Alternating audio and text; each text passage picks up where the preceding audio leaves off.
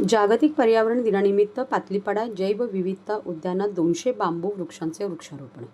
जागतिक पर्यावरण दिनानिमित्त ठाणे महानगरपालिकेच्या वतीने पातलीपाडा येथील जैवविविधता उद्यान बांबू वन येथे सुमारे 200 बांबू रोपांचे वृक्षारोपण करण्यात आले. या उपक्रमाचे उद्घाटन महापालिका आयुक्त सौरभराव यांच्या हस्ते झाले. यावेळी उपायुक्त मधुकर बोडके, मुख्य पर्यावरण अधिकारी मनीषा प्रधान, वरिष्ठ उद्यान अधीक्षक केदार पाटील यांच्यासह महापालिकेचे कर्मचारी उपस्थित होते. यावेळी आयुक्त सौरभराव यांनी बुद्धाज बेली बांबू या वैशिष्ट्यपूर्ण प्रजातीचे रोप लावून वृक्षारोपण मोहिमेची सुरुवात केली.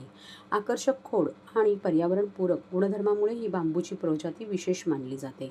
जलद वाढ, कार्बन शोषण क्षमता, हिरवळीच्या क्षेत्रवृद्धीत योगदान यामुळे पर्यावरण संवर्धनासाठी तिचे महत्त्व अधोरेखित होते.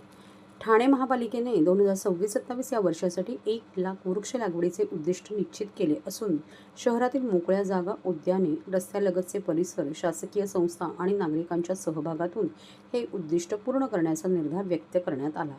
या उपक्रमाअंतर्गत जैवविविधता उद्यानात एकूण 8 विविध प्रजातींची 200 बांबू रोपे लावण्यात आली.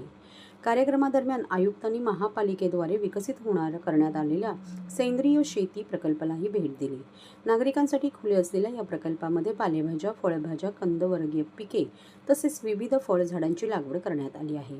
येथे उत्पादन होणाऱ्या भाज्यांचे वृक्षप्रेमी व अनाथ आश्रमांना विनामूल्य वितरण करण्यात येते.